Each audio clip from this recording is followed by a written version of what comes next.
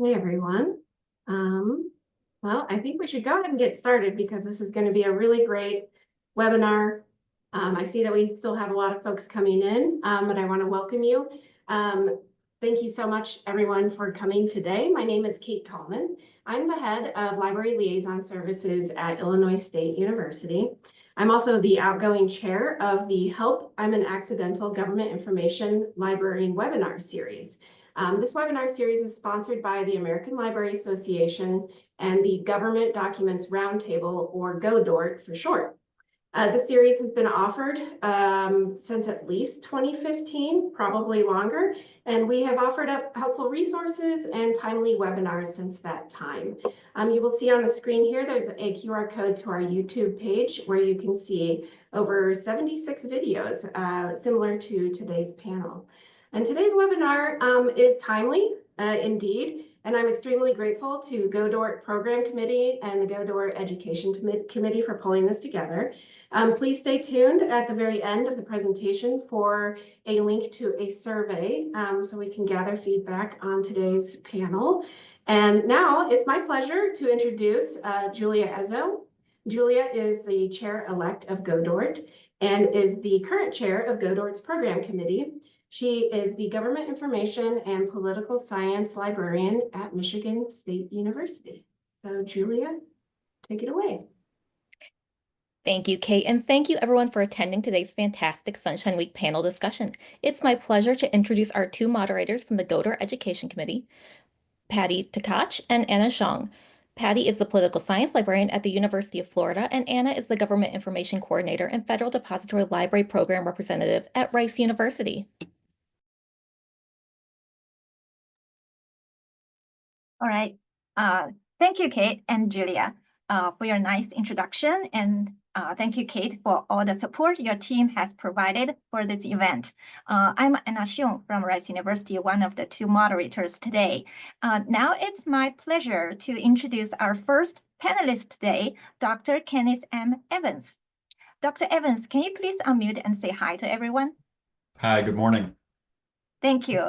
Dr. Evans is a scholar in science and technology policy at Rice University's Baker Institute for Public Policy and assistant director for innovation policy at Rice University's Office of Innovation. He serves as the program manager and co-founder of the White House Scientist Archive, a digital heritage collection housed in Rice University's Woodson Research Center, Special Collections and Archives, which preserves materials related to U.S. presidential science advisors.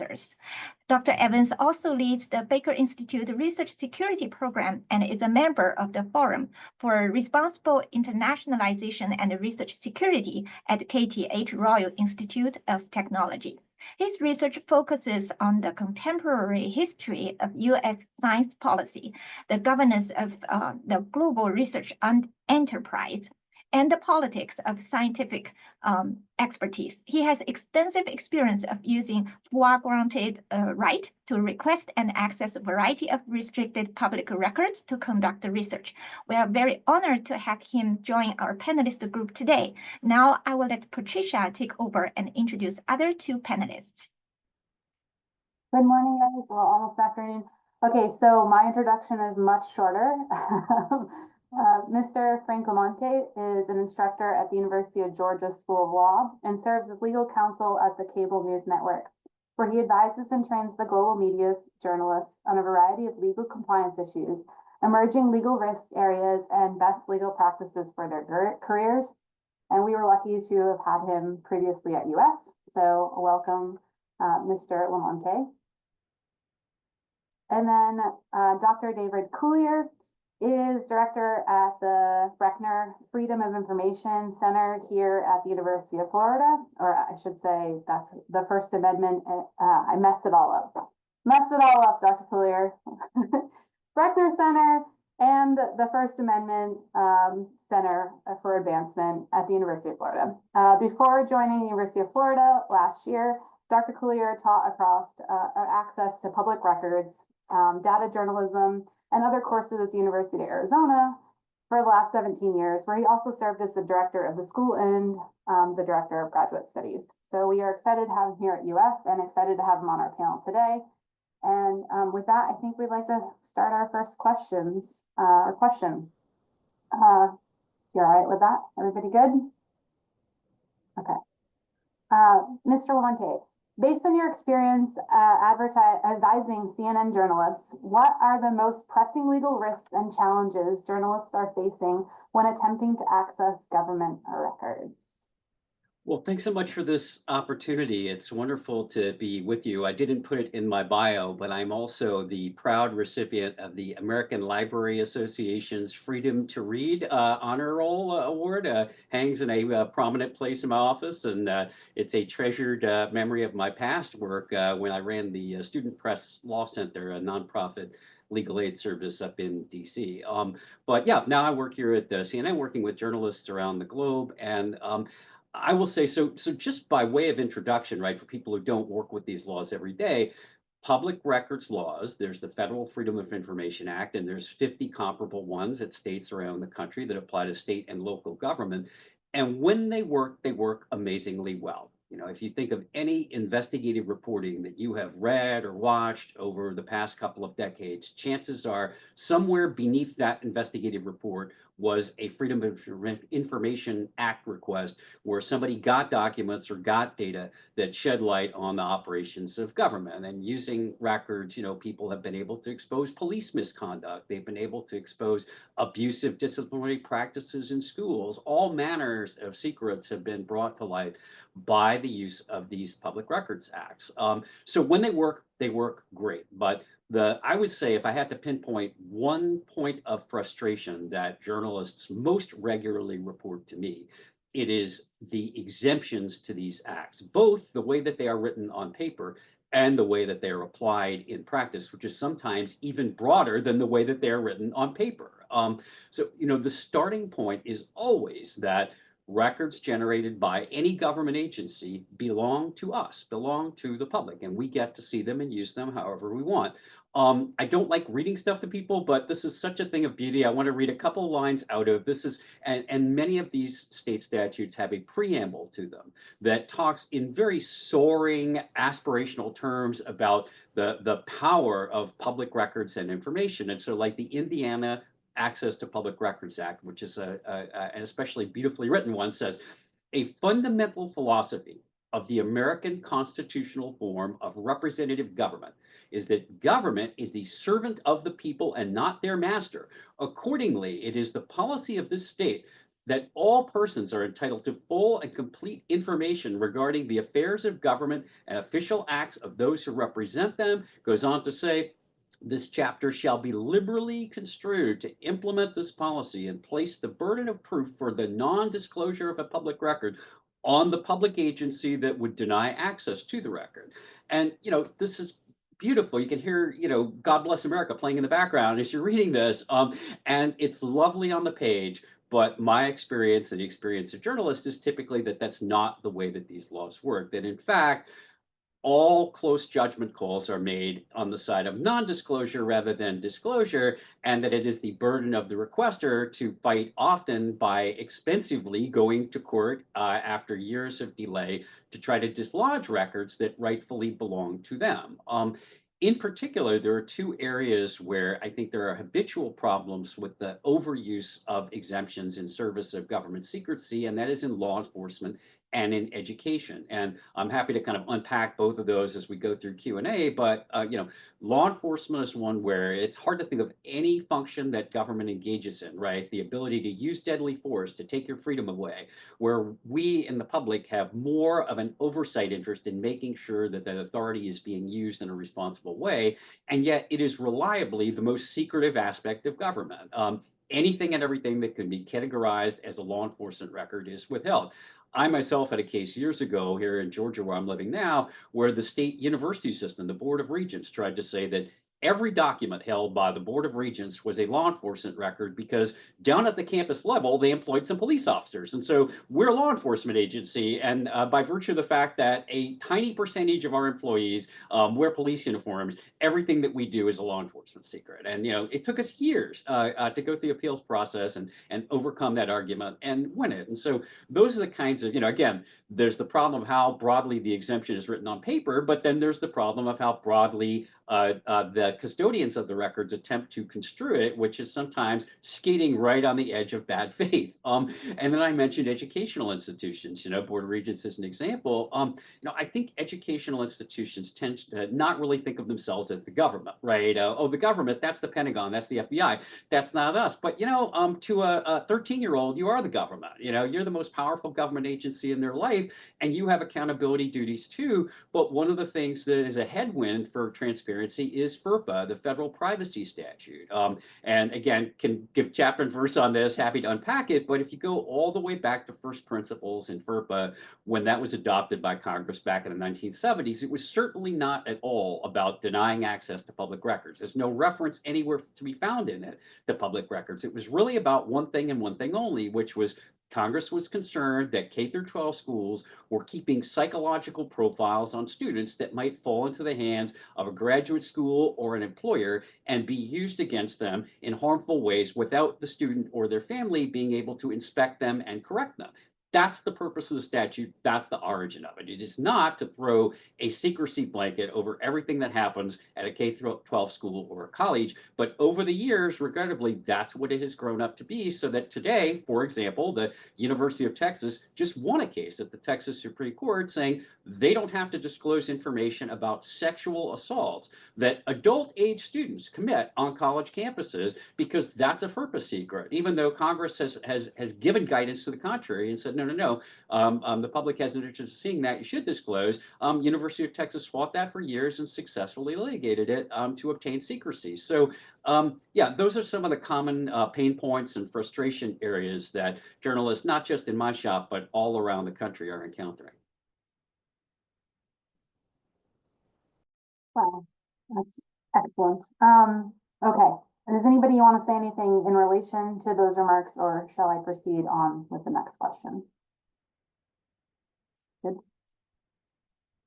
Dr. Cuillier, having served on the Federal Advisory Committee, the FOIA, what are your biggest gaps in the current FOIA system, and what reforms would you prioritize? Well, that's a great question and a big one. And by the way, Frank's currently serving on the committee as well. So, and it's under NARA, National Archives. And it's really been a lot of fun serving on that because I've learned so much. Half the committee are government employees, FOIA officers, and half are from the requester community. And one thing we've seen on the committee and in our research is exactly what Frank talked about, the increased use of exemptions over time, but also the increase in delays. At the federal level, the average time to get something out of the federal government, or response basically, doubled in the past 10 years from 20 days to 40 days. And it's far worse around the country, I would say. And at the federal level, frankly, most people expect 6 months to years to really get what they're after. So delays are a problem. And then we have the problem of ghosting. You don't even get a chance to get an exemption to argue. They just don't answer your calls or emails, and we're seeing that more and more. We're seeing the use of copy fees to get people to go away. And that's in just about every state. If you want a pesky reporter or citizen to go away, just say, yeah, that'll cost $5,000 for us to get that for you. And people go away. In fact, a decade ago, if you asked for a public record in this country, on average, you'd get it about half the time overall, on average. Now we're about down to 30% of the time, and it keeps dropping, steady line down. And it's worse at the federal level. I mean, anywhere from 13 to 18% of the time you get what you ask for. And in some states, it's really bad. Like Alabama, our research shows about 10% of the time you get what you ask for. And that's just ridiculous. And it continues to slide down. And we see that on the committee. We see that in research all around the country. It's a huge problem. And so as far as reforms go, of course, a lot of more than 60 recommendations made by the committee over the past, I forget how many years it's been around, more than a decade, I think. And a lot of great recommendations, a lot of it dealing with better technology, records management systems that could solve a lot of problems with just proactively putting information online. People shouldn't even have to ask for it. We have solutions in the law. And, according to a lot of research, I would say the thing that could be focused on most is enforcement and punishment, because you can have the best law in the world, but if there's no enforcement, what's the point? It won't be followed. In fact, you might be surprised to know what the best FOIA law is in the world. It's Afghanistan. They have the strongest law in the world on paper. Of course, if you went to ask the Taliban for their public records, their emails, they would probably shoot you. So it probably doesn't work very well. Another strong law is Russia, 44th it ranks in the world out of 140 countries. Of course, that's just silly. And the United States FOIA ranks 78th out of 140. So we don't have a particularly strong law. But at least historically, at least up until now, we've had a relatively strong following of the law and rule of law. We'll see where that goes in the future here, but we need penalties and enforcement. We need stiff fines for government agencies that flaunt the law. We need the ability for people to sue and get their attorney fees paid for if they prevail. In every state, mandatory attorney fee shifting. So those are things really important. We need to address the copy fee issue, the ability for a lot of agencies and states to charge search and redaction time, high fees that dissuade people, particularly poor people and average folks just trying to find out what's going on, or journalists trying to show the public what's happening. They're disproportionately affected by these issues. So the outlook is not good, I'll be honest, and that is unfortunate. And the trend is accelerating towards secrecy all across the country, the federal level and across the states. If it continues on this projection, we could have a relatively secret government if we don't already have that. And we know where that leads, folks. We see it in history. We see it around the world. And I don't think that's the place we want to be. So in Sunshine Week here this week, that we're celebrating the 20th anniversary of Sunshine Week, we'll talk about those issues. And hopefully we'll talk about solutions and re-energize the public for understanding their rights to know. And to really, it's about civic information and civic knowledge and civic engagement.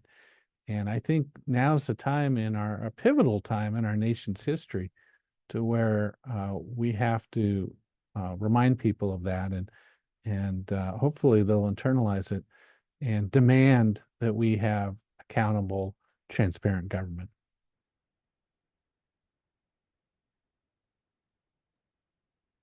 Thank you, Dr. Cuillier. So, Dr. Evans, now I turn the next question to you. You conduct a lot of research on U.S. science policy and governance.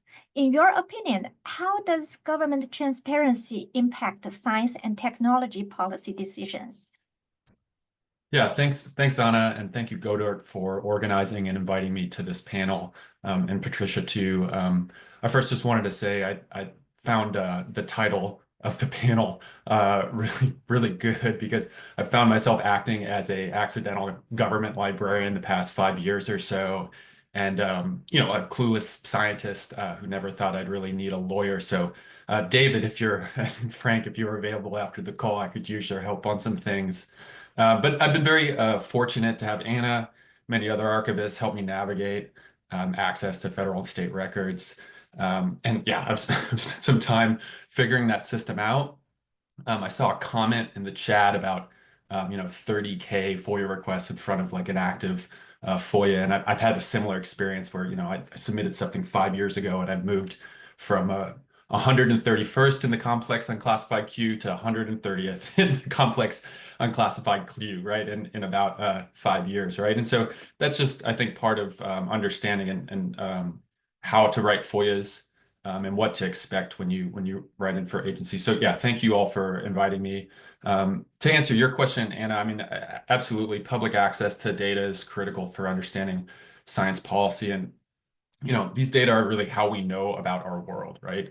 Our health, our climate, our environment, our economy. It's how we as scientists, policymakers, researchers make decisions about where to live, where resources should go, and what might happen in the future. So these data are absolutely vital to work that I do.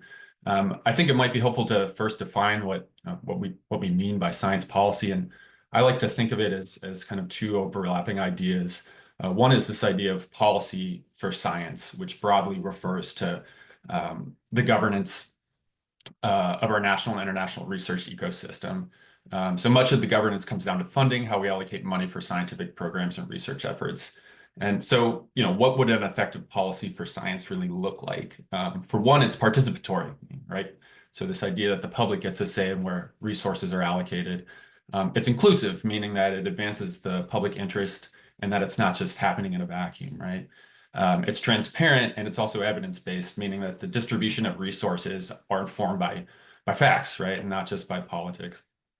The term science for policy, on the other hand, is really critical towards data because it's how we use scientific data and evidence to shape our laws and regulations, right? And so having access to these sets of government data is absolutely critical for making informed decisions about science policy.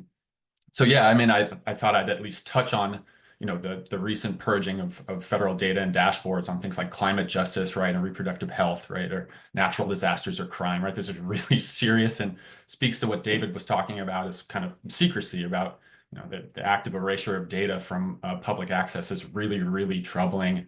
So yeah, I mean, I can talk a little bit about my research later, but one thing I will say, from the wonky side of science policy people, where our science policy system was really not set up to involve the public in a really meaningful way. So that's something we have to work on. There's a famous report that was issued by President Truman's science advisor, this guy Vannevar Bush, back in 1945. And this year we're celebrating the 80th anniversary of this seminal report. And it was really about mobilizing science and scientists to act in the public good. But it was really framed as a way that we as scientists are doing science to the public, not with the public. And so that's part of the work that we do, is trying to involve the public and non-experts in making these decisions, right? And what that might look like between an appropriate interface between the experts, between publics, and between the government. So this week I'm in LA for the first time in years as part of this American Physical Society conference, which is the largest gathering of physicists in the world, right? It's like 14,000 people this year in Anaheim. It's huge. And I haven't been since I was a graduate student in the physics department at Rice. But I've been really heartened because in the 10 years in which I've haven't been, there's been this massive, not just sea change, but dramatic change between the interests of the scientist community, the physics community being really involved, in part because of what's happening at the federal level. But it's really an opportunity for us as scholars in the policy sector to reach out and make sure that the community is very much involved in shaping the future of science policy. Anyway, so I'll stop there. Thank you, Anna, for your question, and Frank and David for your expertise on this issue. I could really use your help as I continue to wrestle government records out of different agencies. So thank you. Thank you. I see we have quite a few Q&As coming in, and we're going to ask just a couple more questions, and then we'll open it up to the Q&A section and see if you guys can answer some of these pressing questions coming from all of these wonderful people, hopefully lots of librarians. So this is for Mr. LoMonte and maybe Dr. Cuillier as well. Cuillier. what role do you think the judiciary plays in shaping of these transparency laws? The courts are becoming more or less supportive of the open government initiatives. And I mean, I think we're seeing a little bit of pushback right now, but I am curious as to how you guys think this might play out, especially right now. Well, I can start, as I mentioned at the outset, the presumption that is baked into all of these laws is when in doubt, disclose. That's a foundational principle that is encompassed within federal FOIA and all of its state analogs, is that close judgment calls should always go in favor of access.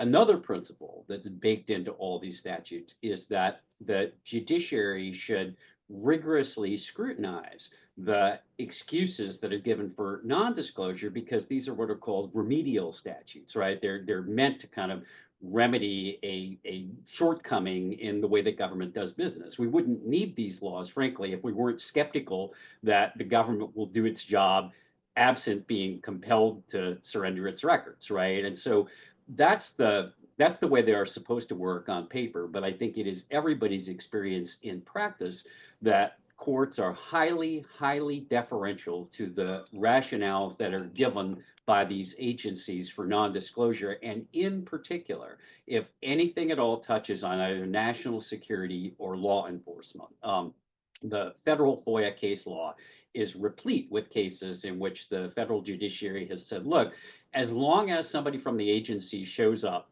and attests to us that this touches on national security, this touches on diplomacy, this touches on a sensitive law enforcement matter, we, the judiciary, are not in a position to second guess that, and we will take their representation at face value. And that's really, while it's understandable that judges don't want to be seen as micromanagers, FOIA is all about micromanagement. It's all about, us looking over the shoulders of people in government and asking whether they're doing their jobs properly. And so to turn it into an honor system where people just get to represent, trust us, we're doing our jobs properly, even though you don't get to see it, flies in the face of first principles and why Congress passed FOIA and why every state has passed a lookalike for it. So no, I don't like to be pessimistic. I don't like to be a Debbie Downer, but I will say that I don't see a lot of encouragement where trends are suddenly going to break in the judiciary in favor of more transparency, if for no other reason than just caseload, right? If you request 20,000 documents, no judge wants to sit there and parse through 20,000 documents and say, oh, I think you get this one, this one, this one, and this one. And so the deference is kind of unfortunately baked into the system.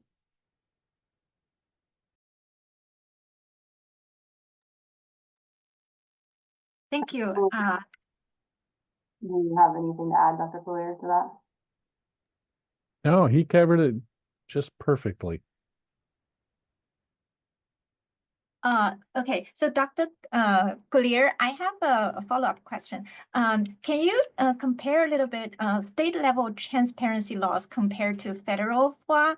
Are there any states leading the way in access, and what can we learn from them? Yeah.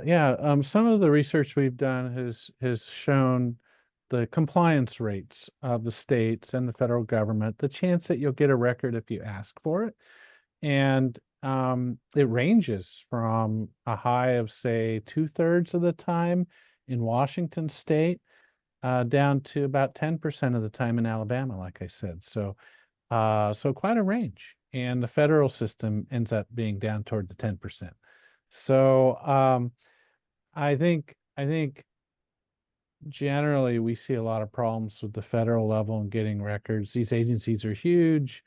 They've figured out how to use exemptions really well. And then at the state and local level, it's really hit and miss. You never know. It can vary in the same community. It can vary depending on which custodian you get that day. It's really not very consistent. However, what we notice is the states that do have strong enforcement tend to be the most open. So again, I go back to that. If you could have the best law in the world, but if you don't have enforcement, why follow it? Makes sense. We're all human. I mean, if I could go 100 miles per hour down the interstate to work and get away with it, I would. You know, I mean, so that's why we have laws. And we have to figure out ways that these laws are actually followed. They're followed less and less. Some people say, why? I think part of it is because we don't have the enforcers we used to have. It used to be the media, newspapers particularly, used to really dog agencies for records and sue them if they didn't, you know, follow the law. They're less and less inclined to do so now because they're financially hurting. And I think government folks know that. And as a result, they're able to get away with just ignoring the law. And we see that everywhere. So, so far we haven't had strong forces fill that gap. You know, there are some nonprofits that are active in this space.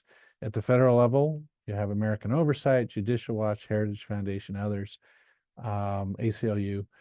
And, you know, but the average person can't pick up that slack. They don't have time. They're busy. They got their own jobs.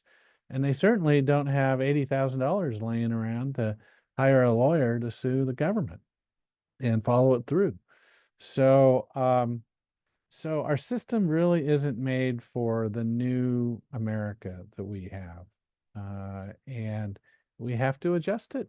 We have to change. We have to balance the scales for the average person. I think this is kind of a good question after that, and I'm going to ask it to everybody. You know, what about transparency and democracy? How does the restricted access to government information impact the public trust in institutions? And I think we're really seeing public trust being affected on both sides, on all places. And I would wonder if it's got partly to do with what you said about the media being in decline to some extent. But I welcome all comments and thoughts on this.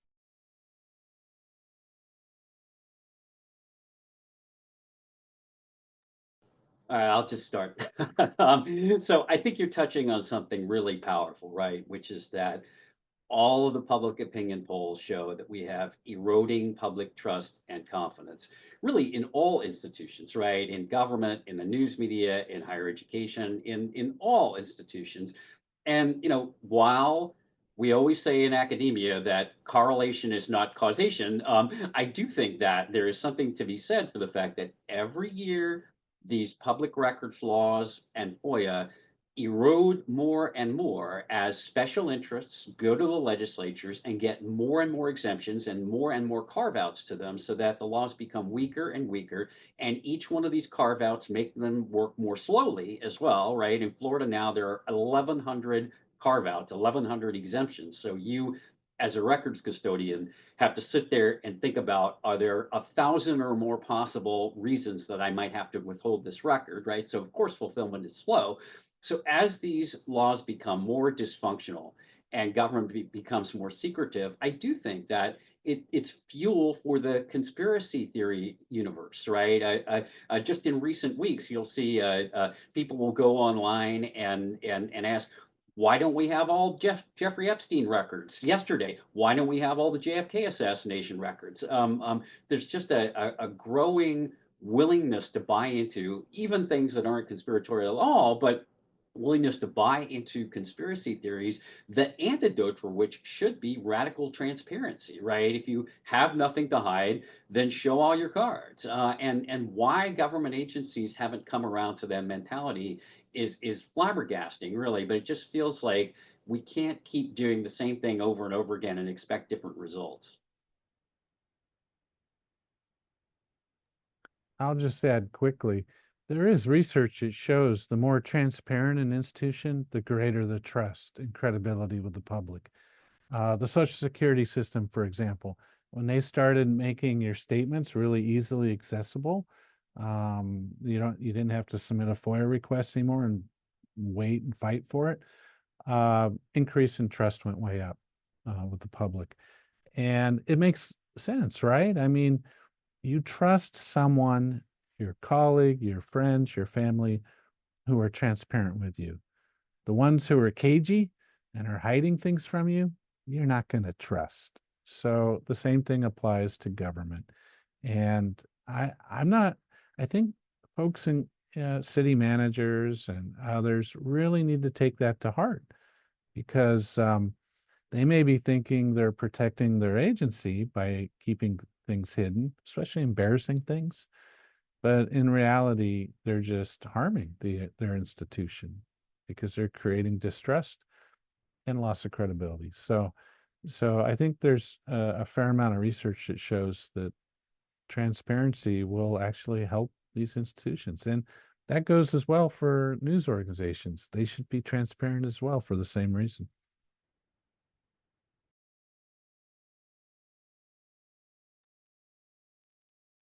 Okay, thank you. And next, I will I would like to ask Dr. Evans, from perspective accessing historical government documents for science research.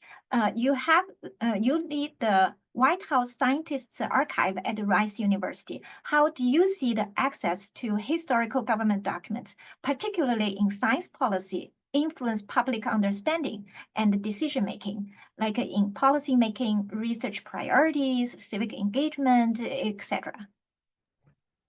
Yeah, thanks, Anna. And I think it goes to just what Frank and David were both speaking about, that, the lack of transparency and policy process, particular surrounding science the last few years, has kind of fueled these conspiracy theories surrounding, vaccines or COVID or even lab leak stuff, right? Like it's all part of the same big issue, right? About how governments are making decisions about new policies surrounding, especially public health, has been in sharp focus.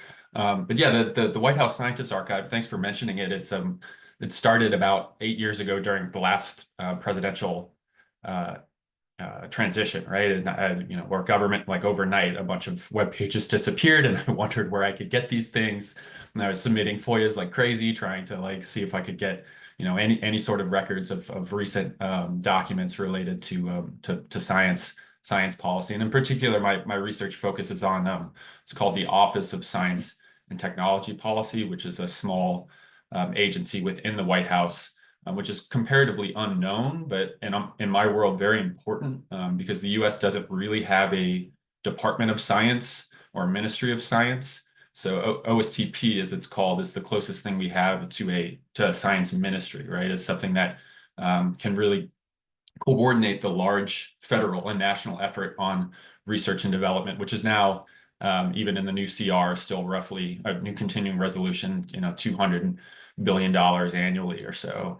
So my interest is in understanding that exact process, right? The process of policy making. So I want to know who's making decisions, when decisions are being made, how those, how science in particular is shaping decisions, and how politicians and scientists in particular interact. So that's really interesting to me when, you've got, some physicists installed in the White House, and all of a sudden they're meeting the chief of staff, right? Like what does that interaction look like? And how do they negotiate, kind of wrestle with different, not just scientific interests, but also political and other public interests in making these decisions.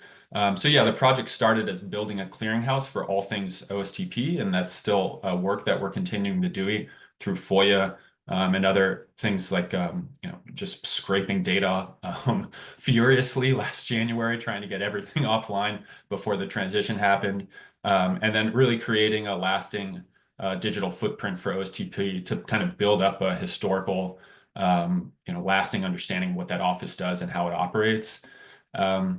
Yeah, so in general, I mean, with folks like David and Frank's help, I've been able to, try and now I'm 5 years, 6 years later, getting these massive FOIA dumps, which I'm in the process of making sense of, right? They give them to you in the most inconvenient way possible, right? Which is tens of thousands of records in a single PDF that's highly redacted, mixed media. And then we're in the process of, I've hired a bunch of undergraduate CS majors this semester to help me dig through these archives at scale, but which is an interesting engineering problem. But yeah, the archive that's at Rice as part of our Woodson Special Collections is really supposed to be a resource for people to be able to see how science policy is being made, to really dig into not just like, the shiny products on the end, but drafts, people butting heads, right? Personal communications, the things that often are considered pre-decisional by FOIA and one of the exemptions, but with some time and some lawyers,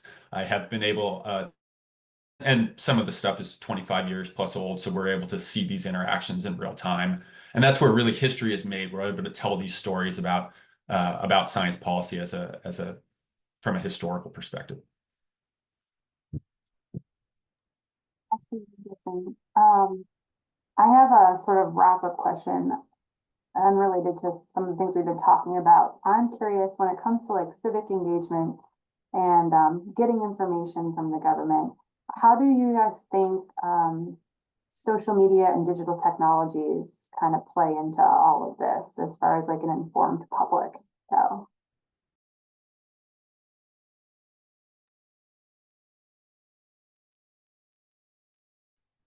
I'll take a quick stab at this one. I mean, it certainly amplifies a lot of the kind of tribalism surrounding conspiracy stuff, right? If there's a critical mass of people that believe, X, Y thing, that, it certainly can amplify that across and just escalate the level of legitimacy surrounding the conspiracy, right? The more people that believe something that's out there, you get this mass of people that, what we're seeing the effects of that, and certainly in Texas and New Mexico with the measles outbreak, that kind of thing, where the conviction surrounding some of the anti-vax stuff has become so strong that it's resulted in these public health emergencies. So yeah, I think social media can be a force for positive change in terms of getting messaging out about the science that's out there, but then also can fuel this kind of broader conspiracy stuff.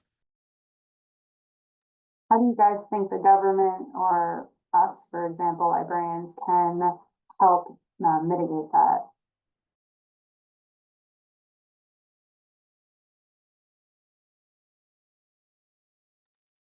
Well, I see some comments in the chat to the effect of, librarians and libraries being repositories for civic information, right? And I do think that, we talked about eroding public trust.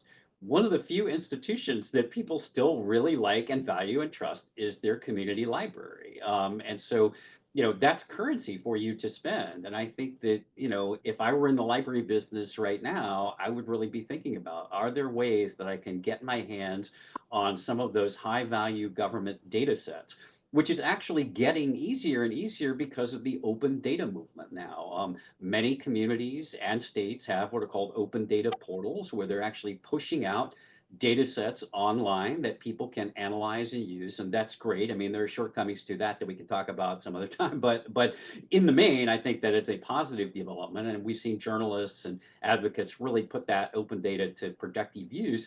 But sometimes you have to lead the horse to the water.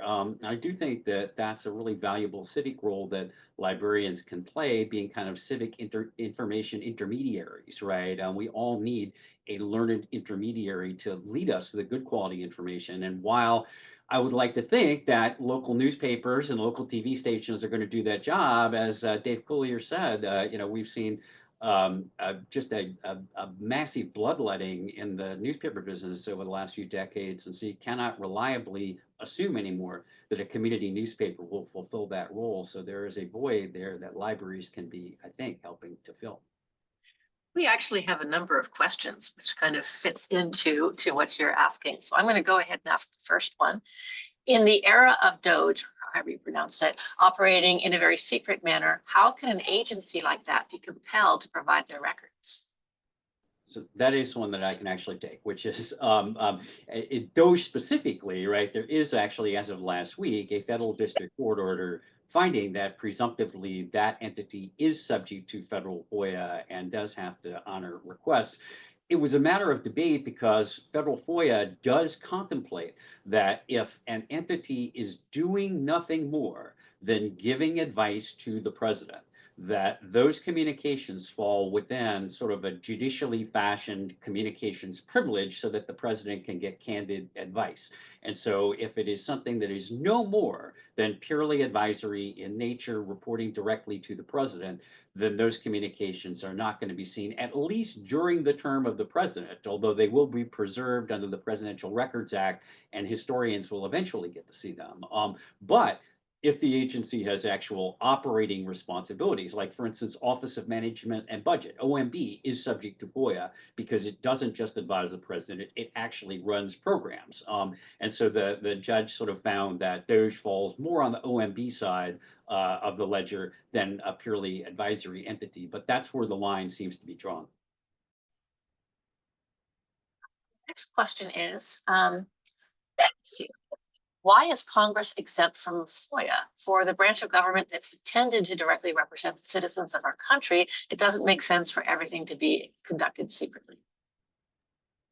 And I'll answer that because they don't want to be held accountable and transparent. That's why. And they're the ones who made the law. Golden rule. Those who make the rules, whatever. So yeah, they exempted themselves when they passed FOIA. Interesting, a lot of people don't know this. Most state legislatures are subject to their state public records laws.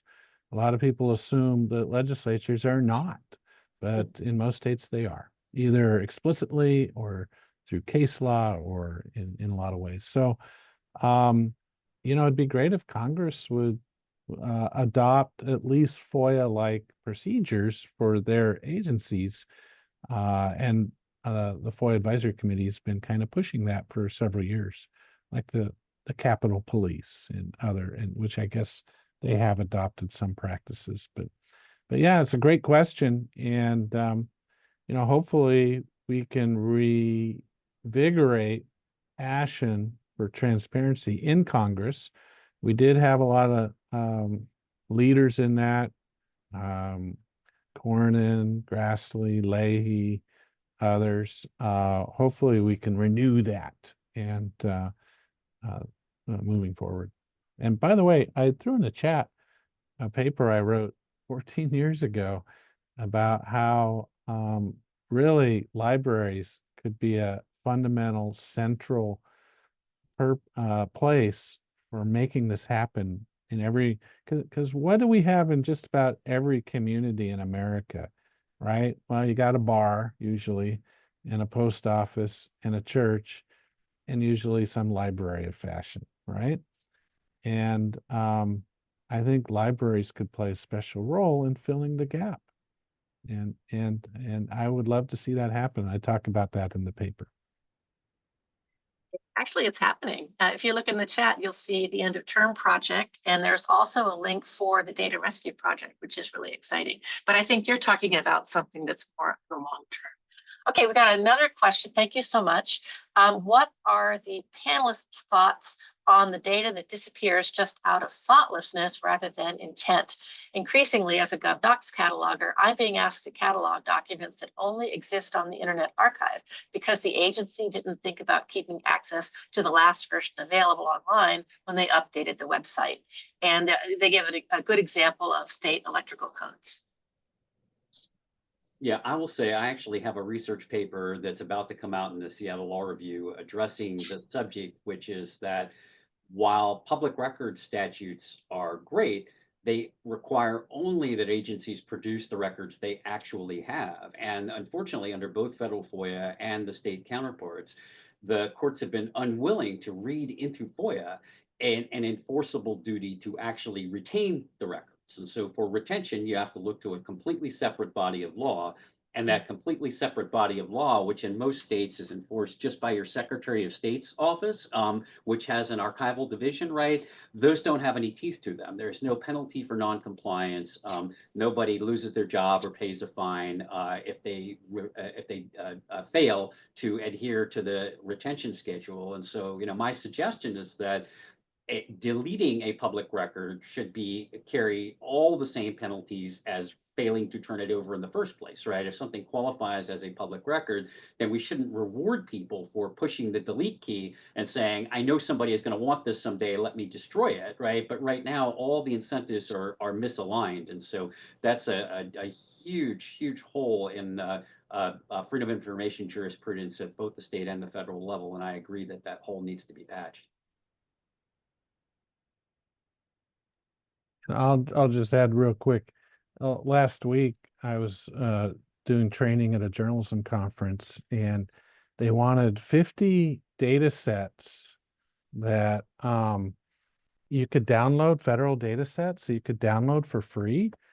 And so I went through and I put the handout in the chat. And I, a lot of the data sets I knew about had gone dark. Others weren't updated. There's one I noted in there, the meteorite database, which is really cool. You can find it on data.gov, the latitude, longitude of every meteorite that's fallen since the 800 AD. The problem is it's only current up to like 2013 or something on data.gov. I mean, so they haven't updated the data, and it's the freshest data set out there. So even though I'm sure there have been meteorites that have fallen in the past 12 years on this planet. So yeah, I think it's really challenging because, and I don't blame the agency so much because they probably don't have a lot of money to invest in improving their data management, records management systems, right? It's an afterthought in a lot of governments. And so I don't know if we have to figure out a way to adequately fund records management. I think we do. I think at the federal level, I think line item budgets for FOIA and records management are important. But until we get there, it's going to be hit and miss with government docs and data online. And especially at the local and state level where it's all a mishmash, right? Unlike other countries like Mexico and other places where there's one portal for all government agencies to have all this collected and sifted and disseminated to the public. So boy, we could, with the tech abilities we have in this country, we could do so much if we put our minds to it and our money to it.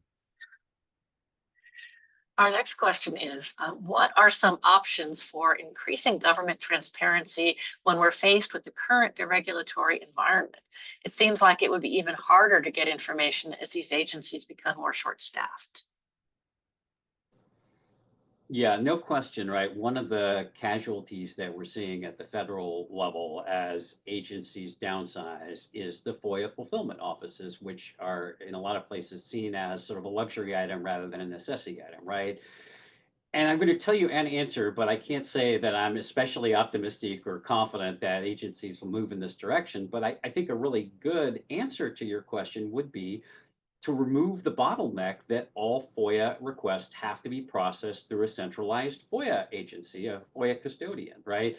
And I'm old enough to remember, I was a newspaper reporter back in the old paper and pen days, when you would just show up at a government agency and walk into the office and say, hey, Professor Cuillier, you know, I understand that you've got some memos that you've been working on, and you've been exchanging memos with the Federal FOIA Advisory Committee, and I'd like to see them, hand them over.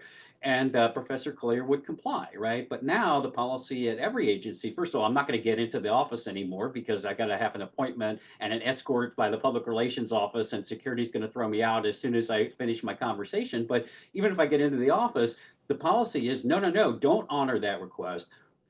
Funnel all those requests to this very understaffed FOIA office, which is going to put them in a very long queue, even if the request is actually very simple to fulfill. And so, you know, the answer is that we should go back to the shortest distance between 2 points. And if I know that Professor Cuillier is the custodian, he's got the records, and I know that he's got them right at hand, and he can hand them over to me without any delay, I should be able to bypass the bottleneck and go straight to the source.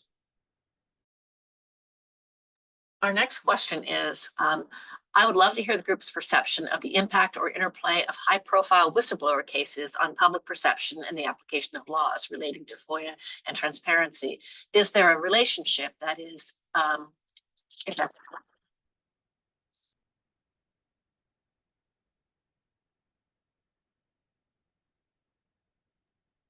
and the person Kenneth? added, if that. Kenneth, did you want to talk about that at all? Yeah, I mean, sure. I mean, I think it kind of hammers home both of your points about just the increasing government secrecy. I mean, it seems bordering on cruel to be punishing people that are actively trying to improve government transparency. So some of these high-profile whistleblower cases are just proof in point of kind of this slide into protectionism. And I think also undermines, again, public trust in our government and democratic institutions, right? That we somehow be targeting people that are trying to shed light on what's happening inside the government. So I don't have anything profound to say, except that it's certainly personally, it's alarming to me. But then I think on a fundamental level with our democracy, that's not productive in terms of increasing trust or in our government. So yeah, just add that quickly. We've got another question. And I'm kind of jumping over them because we're running out of time, and I apologize, but this seems like a good one. What advice would you give a novice to navigating the FOIA process for the first time? Okay, I've got a quick answer to that one, which is don't ever make the FOIA the first communication you have with the agency. It's always a good idea to pick up the phone and get an idea of how the agency manages its records, because very often what you'll find is either A, this is already available on the web somewhere and they can point you to it, or B, you will learn that the agency has certain nomenclature and terminology and workflow that will make your request a lot better, right? If you have a conversation with the agency and they tell you, oh yeah, we do those every month and they're called TPS reports, right?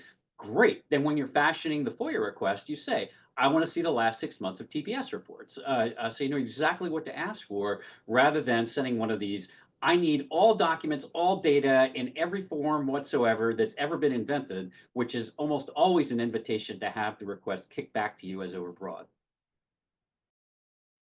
And I might add, I just threw in the chat, Muckrock. It's a nonprofit that can help you, and it has tons of resources in starting out. They've helped with over 150,000 public records requests since 2010.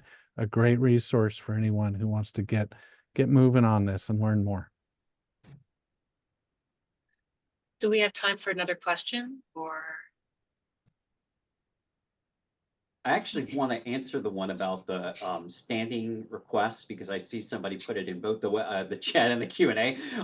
The answer is, to my knowledge, agencies typically do not honor prospective requests like that. It's another of the mechanical weaknesses of FOIA laws, right? Is that they're only required to give you the documents that are in existence at the time of the request. So even if you know that at the end of next month they're going to complete a report, the answer is you have to request it the day after they complete the report. And so while it would be wonderful if FOIA requests worked that way, right? If the response to your request was, no, we don't have that quite yet, but we'll happily send it to you next month, that would be a much happier world to live in.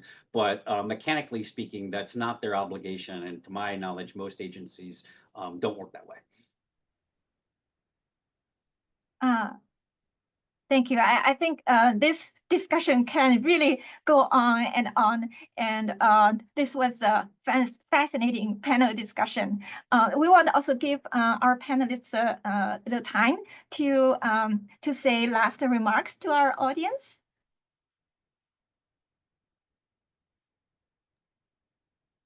I can go first. I will just quickly say thank you to all the librarians and archivists, especially the tireless work of the Internet Archive, all the grassroots efforts to maintain data repository and government records. It's such an incredible help and service to the nation. So I'm very heartened by ALA and GODORT's activities in this area.